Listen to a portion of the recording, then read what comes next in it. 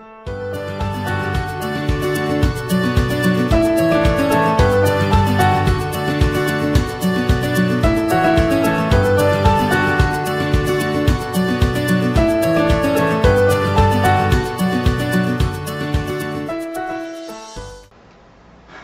¿qué tal muchachos? ¿Cómo se encuentran?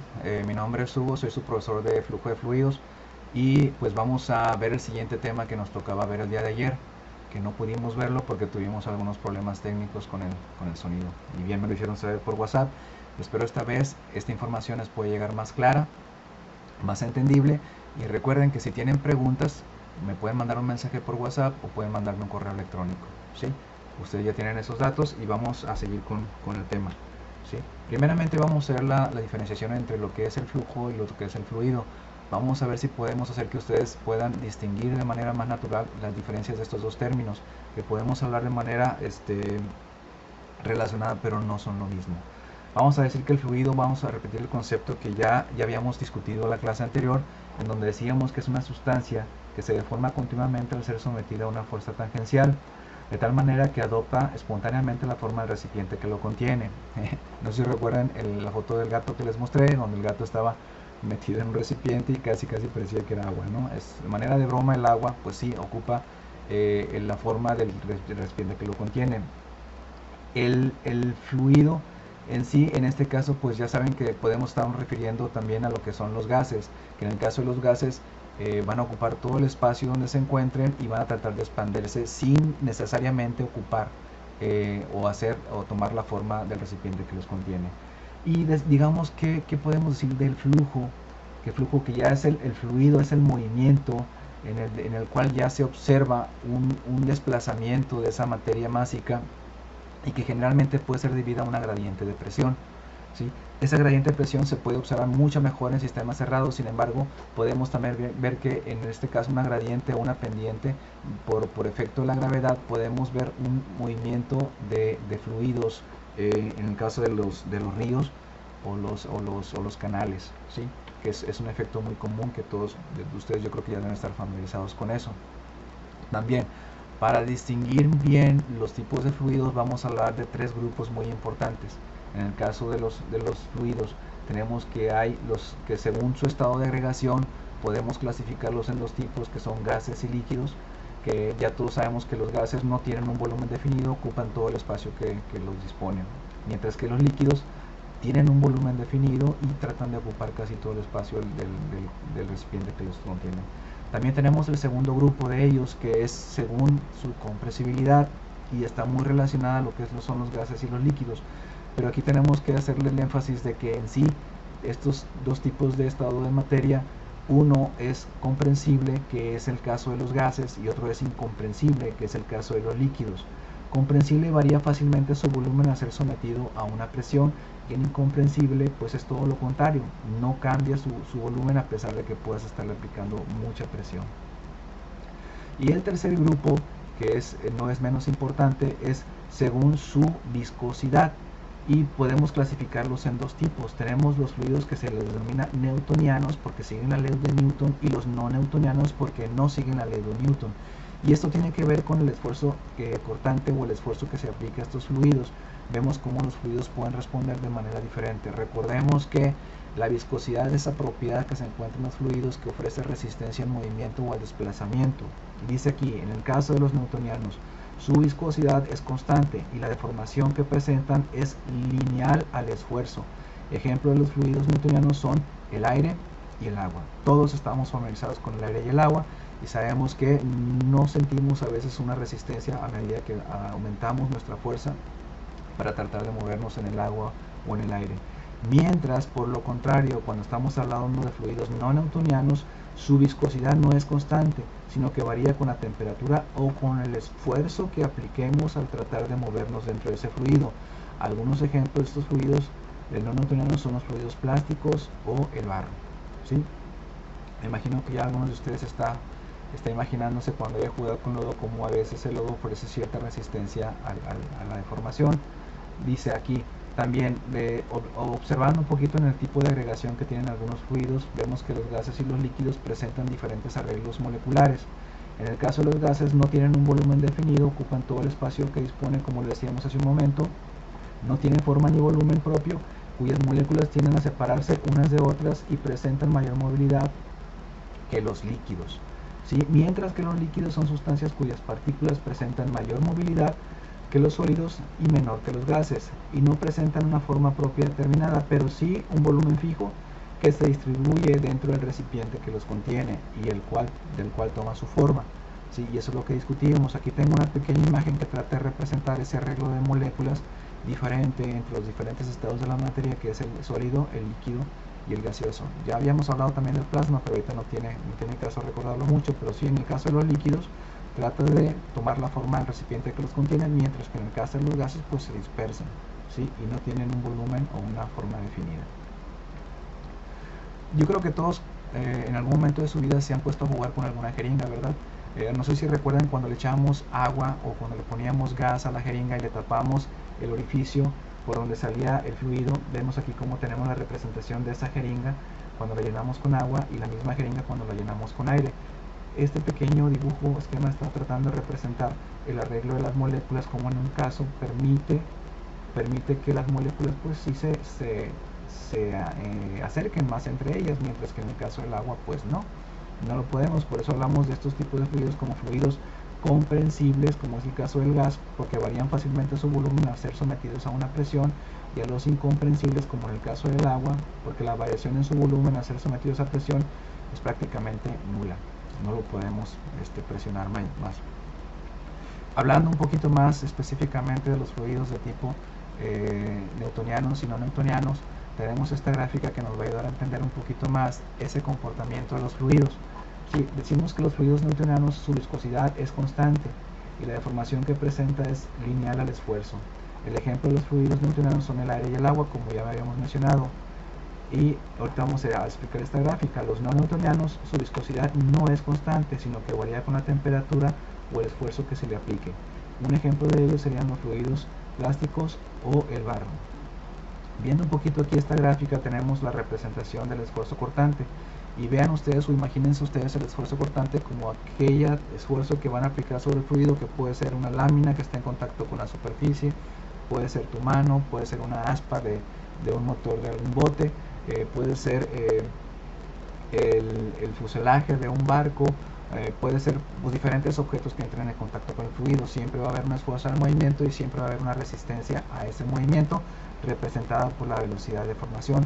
Esta velocidad de formación representa esa resistencia que va a ofrecer el fluido a ese esfuerzo cortante que tú vas a aplicar a ese fluido. Y tenemos aquí varios comportamientos. Uno de ellos que es el newtoniano, que decíamos que no importa qué esfuerzo y a qué velocidad y en qué tiempo lo apliques, la viscosidad no trata de variar con relación a ese esfuerzo cortante. Sin embargo, en el caso de los no newtonianos sí podemos ver que esa resistencia al movimiento, representada aquí por la velocidad de formación, sí va a ser diferente a medida que tú apliques más o menos esfuerzo cortante. Y esta es una propiedad que le dice que se le llaman los fluidos no newtonianos, porque tienen esa propiedad tan característica. Ahora, bueno muchachos, vamos a poner una línea muy clara aquí. Ya habíamos hablado de los fluidos, ahora vamos a hablar de lo que es el flujo. Y vamos a tratar de ver algunas de sus propiedades y algunas de sus clasificaciones. Algunos conceptos simples que se refieren al flujo es que se refieren en base al tipo del sistema en el cual se encuentran, que puede ser un sistema cerrado o un sistema abierto. ¿Sí? Dentro de lo que son los sistemas que se encuentran abiertos podemos ver algunos como los canales, los ríos, los arroyos, etcétera, etcétera. Y podemos ver que hay unos flujos cerrados que están representados por tuberías, y generalmente y comúnmente este tipo de sistemas podemos encontrar flujos de tipo laminar, de flujo turbulento o cavitantes. Los flujos cavitantes son aquellos que normalmente pueden formar otro tipo de estado de la materia dentro del mismo flujo, y generalmente se les ven como oquedades o como espacios diferentes al flujo, y que son generados por esa fricción que puede ser motivada por el movimiento de una aspa, de una hélice, por el movimiento del contacto de un barco o una lancha con el agua, y por algún otro tipo de efecto. Esos son los cavitantes, ¿sí?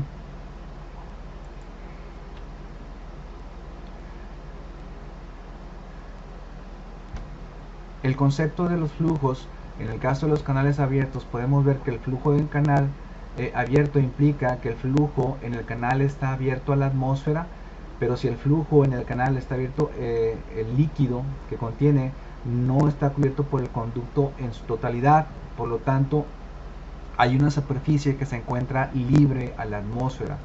Dice, los flujos en tuberías se conducen por una diferencia de presión, mientras que el flujo en los canales abiertos se conducen de una manera natural debido al efecto que la gravedad tiene sobre el líquido, ¿sí?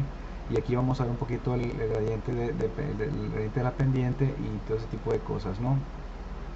Dice, el flujo del agua en un río, por ejemplo, se conduce por la diferencia de elevación entre el agua río arriba o el agua río abajo. Esto lo vamos a poder representar mejor con un mapa, y en este mapa que están viendo ustedes ahorita vamos a ver lo que son esos flujos representados por estas líneas azules gruesas. En realidad están representando también una red hidrológica que tiene una dirección, se dice dirección aguas abajo, dirección aguas arriba, refiriéndose a que cuando va en dirección al mar, generalmente se dice aguas abajo, ¿sí? Y esto está influenciado por esa gradiente de elevación, aquí generalmente representada por esta imagen raster, en donde la topografía representa los puntos que tienen mayor elevación, mientras que aquí tenemos la línea de costa, que son los puntos más bajos, y generalmente es la dirección que toman casi todos estos cauces o lechos, ¿sí? Decimos que el concepto para canales abiertos es el caudal de canal abierto que está establecido por el balance dinámico entre gravedad y fricción. La inercia del flujo de un líquido también se vuelve importante en flujos inestables. La superficie libre coincide con la línea de gradiente hidráulico representada por LGH o por HGL, por sus siglas en inglés. Se puede encontrar de las dos maneras, en español o en inglés, ¿sí? Y la presión es constante a lo largo de la superficie. Quiere decir que la presión atmosférica generalmente va a influenciar de manera igual a lo largo de todo este movimiento de este fluido. ¿Cómo podemos clasificar algunos de estos flujos? Tenemos en los canales abiertos un flujo de un canal abierto se refiere al flujo de un líquido en canales abiertos respecto a la atmósfera o en un conducto parcialmente lleno, y se caracteriza por la presencia de una intersección líquido-gas llamado superficie libre. En el caso de los ríos es obvio que puede estar una parte expuesta a la atmósfera, pero en el caso de tuberías, cuando son sistemas cerrados, a veces las tuberías no están completamente llenas de líquido y también presentan este espacio libre. La mayoría de los flujos naturales encontrados en la práctica, como el caso del agua sobre riachuelos, ríos e inundaciones, además de cunetas a lo largo de carreteras, estacionamientos o techos, son también flujos en canales abiertos.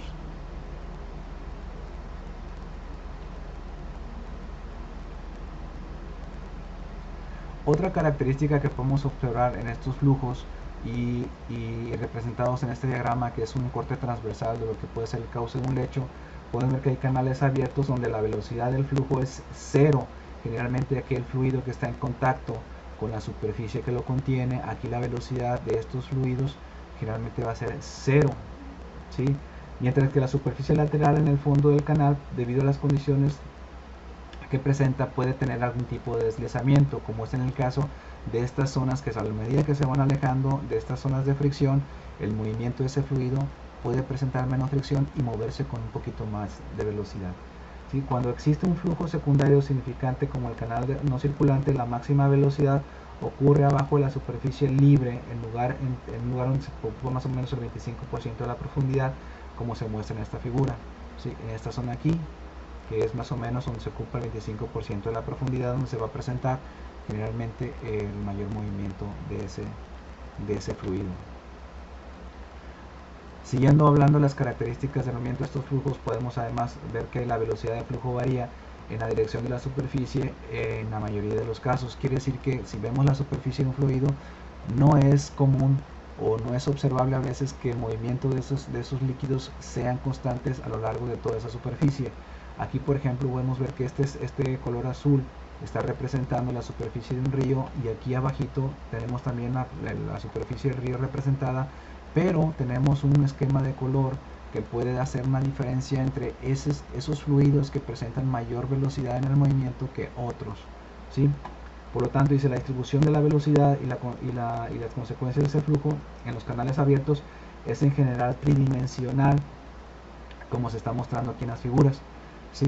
Ya vimos que aquí en el corte transversal hay una diferencia en el movimiento, y también en una vista superficial podemos también observar diferencias en el movimiento del fluido. Vamos a hablar un poquito de los fluidos cuando están en sistemas que se pueden considerar estacionarios o no estacionarios. ¿Qué puede pasar en estos dos tipos de sistemas? Dicen los estacionarios, si no cambia con el tiempo en una posición dada, como lo es la profundidad del flujo o la velocidad promedio, no varía con el tiempo en cualquier lugar dado del canal, podría ser otro tipo de variable. Podría presentar las características de un sistema estacionario y no hay variación en ese flujo, y generalmente la cantidad de materia que entra es igual a la cantidad que sale. La variación de la velocidad de ese fluido con respecto al tiempo no cambia. Dice aquí, estas variables ya no dependerán del tiempo, como por ejemplo la velocidad, la cual puede tener una determinada valor constante en el punto x1, y1, z1, pero pudiera cambiar su valor en otros puntos, z2, y2, z2, y2. Aquí se cumple que esta función, que en donde dice que el tiempo puede no tener relevancia, ya que la velocidad de esos fluidos pues en realidad no está cambiando. ¿Qué pasa con los no estacionarios? Que son aquellos en los que algunas de las variables cambian con el tiempo y pueden ser transitorias o dinámicas, y comprenden algunos de los siguientes conceptos. El estado inicial del flujo entra en el flujo de salida, hay una variación de entrada y hay una variación en la salida, ya que cambia dentro del sistema cualquiera de las siguientes variables, que puede ser cambio de cantidad en la masa, cambio de cantidad en el volumen, la altura, la entalpía, la temperatura, la velocidad, la energía mecánica, la concentración, etcétera. Muchas cosas pueden cambiar, y el hecho de que cambie una de estas variables ya se considera como un sistema no estacionario, en donde la cantidad de fluido que entra, de hecho aquí falta una línea, no es igual a la que sale, en donde la variación de la velocidad de ese fluido con respecto al tiempo ya no es igual a cero, y aquí el tiempo es más relevante que en el caso anterior. Un flujo es no estacionario si las variables físicas que los caracterizan dependen del tiempo en todos los puntos del fluido. ¿Sí? Viendo los sistemas estacionarios de un sistema más conceptual, vamos a poder observar que aquí puede ser un sistema representado por un lago, por un río, por un cuerpo de agua, el que sea, o puede ser un sistema sólido donde hay un cuerpo o un volumen ocupado por suelo, donde también se pueden presentar este tipo de sistemas estacionarios o no estacionarios, en donde podemos ver que la cantidad de fluido que entra es igual a la que sale para fluidos que están en un sistema estacionario, y en donde la cantidad de agua que entra o la que sale puede ser diferente, estando aquí en un sistema un sistema no estacionario, ¿sí? Y aquí lo podemos ver por este tipo de flechitas, que algunos de ellos pues están representando que las salidas pueden ser equivalentes y igualar a las entradas, ¿sí? En este caso sería un sistema estacionario, mientras que en otro caso, en donde no es la misma cantidad de material que sale, no podemos estar hablando de un sistema estacionario, sino uno no estacionario, porque una de las variables que mencionamos anteriormente puede estar cambiando dentro del mismo sistema. Hablamos también que en sistemas, tanto en sistemas abiertos como en sistemas cerrados, podemos ver este tipo de flujos estacionarios o no estacionarios. Sin embargo, también podemos observar que hay movimientos de estos fluidos que pueden ser de tipo laminar, que pueden observarse, por ejemplo, en el caso de estas dos credenciales.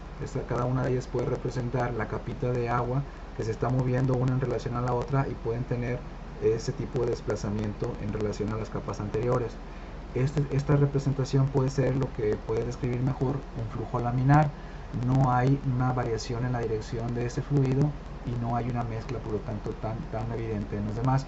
Mientras tanto, en otro tipo de movimientos sí se puede ver una variación en la dirección de la velocidad del fluido, y se refleja ya como un tipo de flujo turbulento, ¿sí? Y aquí ya no podemos ver una dirección definida en la dirección que toman todos los flujos, ¿sí? Vamos a estudiar un concepto que nos puede ayudar un poquito a determinar en qué momento podemos estar hablando de un flujo laminar o en qué momento podemos estar hablando de un flujo turbulento.